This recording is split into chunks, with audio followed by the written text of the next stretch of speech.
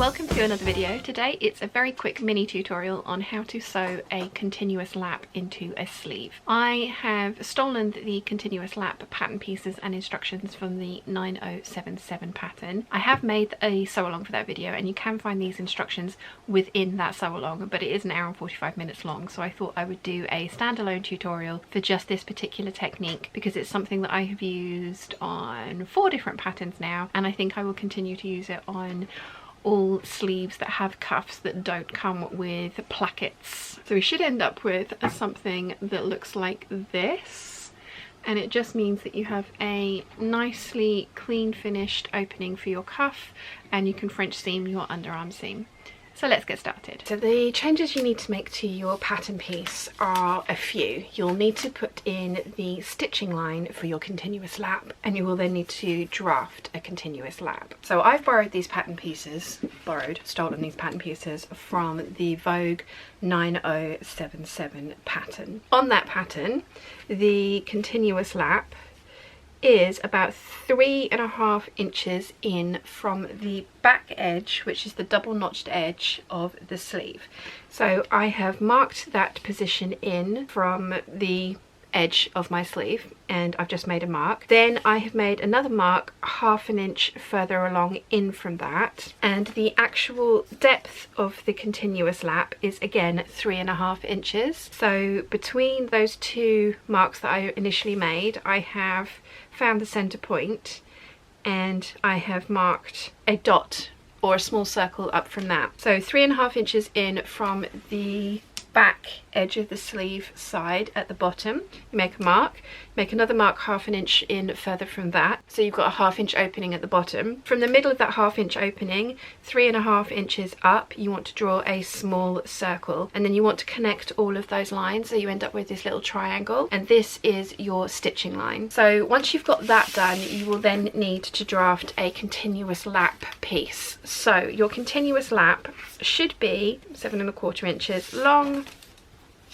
by 1.25 inches wide, and in the middle point of that you want to put your small circles, because that is what corresponds to the small circle that we drew at the top of our stitching line earlier. So this is going to be the halfway point. So this part is going to get sewn in here, you're going to pivot it and then sew the remaining section in the other side. This is cut on the straight of grain. You can use bias binding for this if you've got narrow bias binding, and I have used that a couple of times to great success, but I've also found that this works just as well, and as I say, this is cut on the straight of grain. So I've just written continuous lap, cut 2, and I want to cut 2 out of the matching fabric for my pattern I'm cutting out. You could go for a contrast if you want to highlight that area, but personally I like to have matching fabric. Okay, so we need to do a little bit of prep work first. So I have my pattern piece and I have my sleeve pieces here.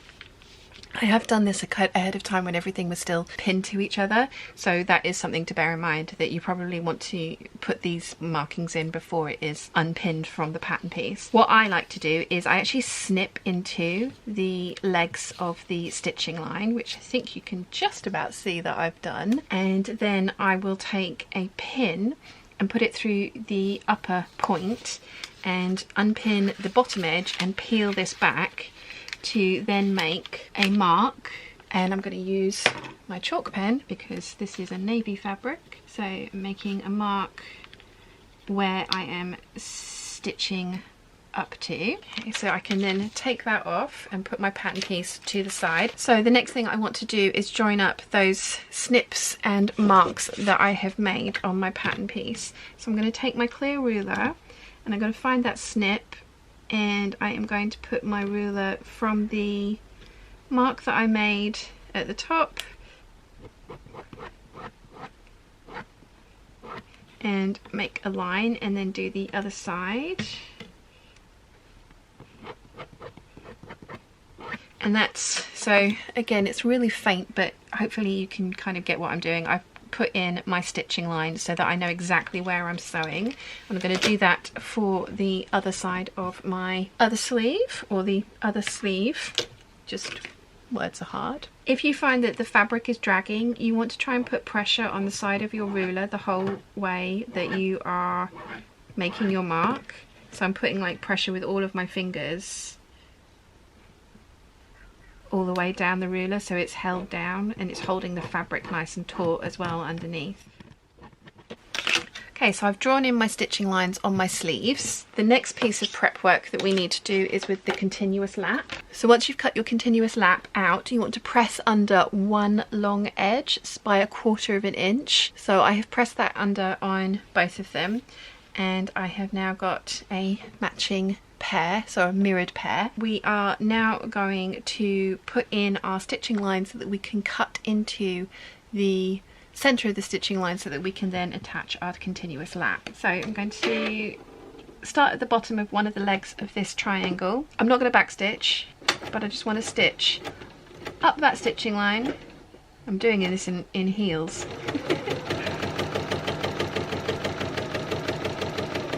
Up the stitching line to the circle that we marked. One more stitch. There we go. Then I want to turn it so that it's at a right angle, and I'm going to take one stitch across the top and then turn it so that I can sew back down the other leg of that triangle that we have marked in. Sewing in high heels is not the one. They're not even very high heels. Okay. So you want to end up with something that looks like that. We are going to snip up to, but not through, our stitching at the top of that circle, because this is just reinforcing that. So we're going to snip up the center of that triangle up to, but not through that large circle or the small circle at the top. That will allow us to kind of peel the fabric back to put the continuous lap in. So I'm going to do the same for the other side, and then I'll show you how I pin it into place. I'm going to cut off the excess threads. And then I'm going to cut up the center of the triangle. Now you don't have, you can mark this in if you want to. I tend not to. But if you're worried about getting it even, then mark that in. So we're cutting all the way up to the small circle. And that way we have just opened up the seam allowance so that we can sew our continuous lap in. Now the next thing you want to do is take one of your continuous lap pieces, and we're going to put it right sides together. And what I like to do is I actually pin one end to start it off, just so that it's all held under the sewing machine without having to worry about things moving around. And then I'll pin the other end, and they're the only pins that I'll put in. So I'm matching up the raw edges of the continuous lap and the bottom of the sleeve opening, and I'm not worrying about the middle of the continuous lap at the moment. So we've got right sides together, the continuous lap pinned to the right side of the sleeve, and you should end up with something that looks a bit like this. Okay, you're on the mini tripod, hopefully you can see better. So like I say, when I pinned it in, I've pinned the two ends, and then you kind of just want to sort of pull very gently the continuous lap flat, and the seam allowance for this is 1/4 of an inch, which you're going to use your stitching line that we made earlier as your guide. So to start with, the stitching line is going to, your raw edges are going to be even, but then obviously because the stitching line comes down to nothing basically at the circle, you're going to want to make sure that you're maintaining like 1/4 of an inch on the continuous lap, and then stitching the sleeve to the continuous lap like this. So you're going to see lots more of the continuous lap in the middle. The important part is that you want to stitch over the small circle that we reinforced up to earlier. So I'm going to put this under the presser foot, and I'm going to try and angle you so that you can see what I'm doing whilst I'm doing it. You're slightly in the way, but I shall forgive you for that. So like I say, move this over so everything's kind of got out of whack again. So we're going to very gently kind of pull everything into order. So I'm going to put my presser foot down, and I'll have my needle down right where the stitching was from earlier. We're going to backstitch. I'm sorry my hand's in the way because that's where my backstitch button is. I'm going to try and do this so that you can see. So I'm just reorganizing the fabric so that there's 1/4 of an inch of I'm maintaining the 1/4 of an inch seam line along my continuous lap. Now again, if you struggle with eyeballing things like that, you can totally draw that in, and you want to draw it in on the right side of your continuous lap. So just going to continue sewing on that previous stitching line, just adjusting as I go. And as I mentioned, the important part is that we want to do this and make sure that you sew over that small dot that we marked and sewed to earlier. So if you have to kind of go slightly outside of the stitching line towards the sleeve side, that's fine, because you want to make sure that you've got that properly into place. And again, we're going to adjust and keep sewing down.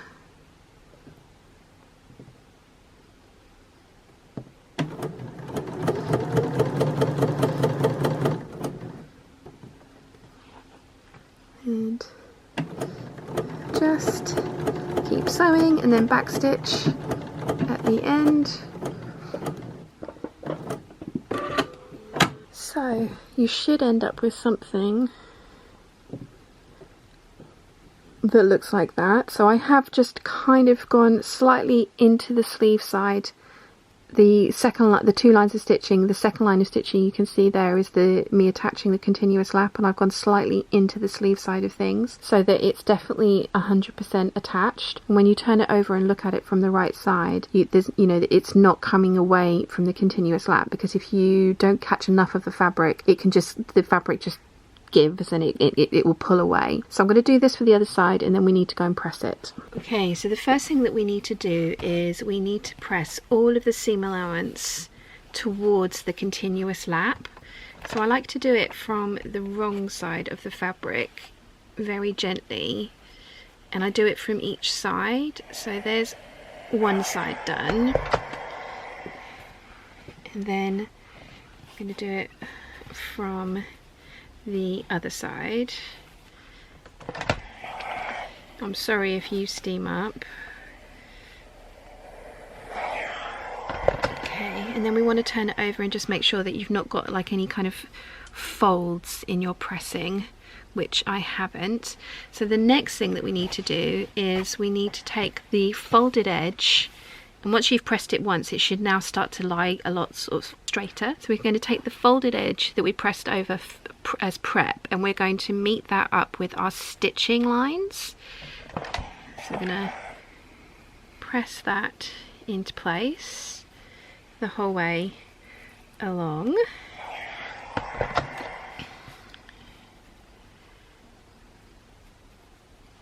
I'm just folding over that folded edge to meet up with our stitching line.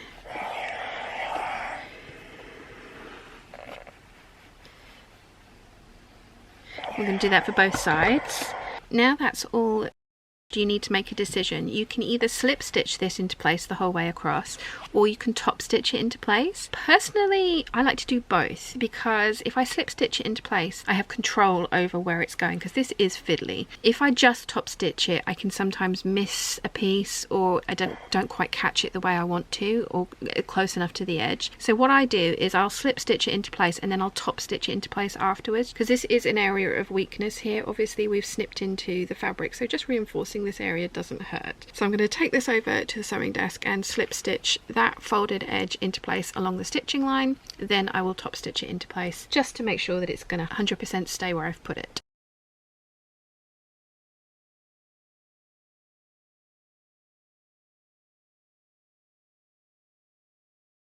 So you should end up with something that looks like this.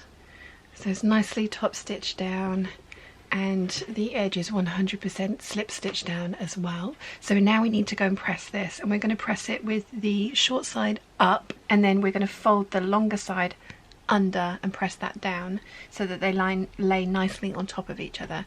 And of course I'll show you what that looks like. Okay, so as I mentioned, this shorter side we need to press flat. I mean, to be fair, we need to press the whole thing flat to start with.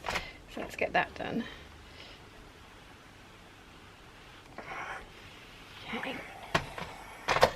So the shorter side, as I mentioned, gets pressed flat, and then the side that's attached to the longer part of the sleeve where it gets sewn into the cuff, you turn that under and you're going to press that so that it's on top of the shorter side, and when they get pressed you should end up with a really nice opening.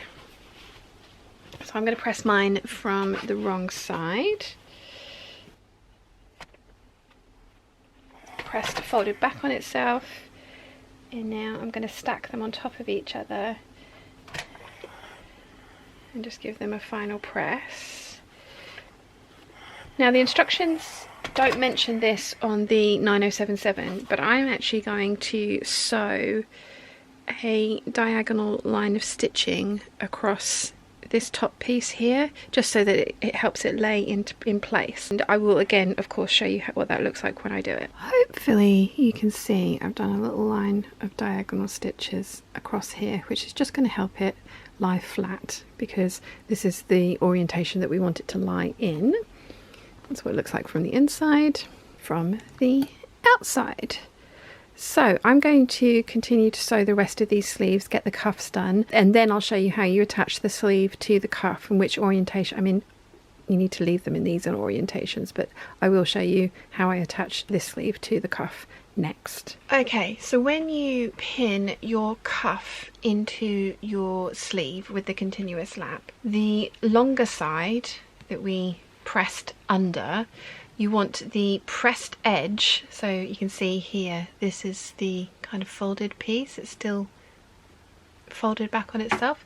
You want the pressed edge to meet up with the edge of your cuff, and then on the other side, which is the short side, the back side of the sleeve where the continuous lap was pressed flat, the edge of the continuous lap matches up with the cuff on the sleeve. So you can see there we've got the continuous lap meeting up with the edge of the cuff, and then on the front of the sleeve you can't see the continuous lap because it's folded underneath. The folded edge gets put against the edge of the cuff there as well. If you have any questions at all, please let me know in the comment section down below and I'll do my best to answer them for you. I hope you find today's tutorial helpful. I know, like I say, I have now used this specific method on 4 different patterns and it's worked really well for each one of them. Even crazy sleeves like these ones, I've put the continuous lap in. It's something that I really do like and I use on multiple patterns. I hope you've enjoyed today's video. If you have, please give it a thumbs up. If you haven't yet, please subscribe and I'll see you again very soon.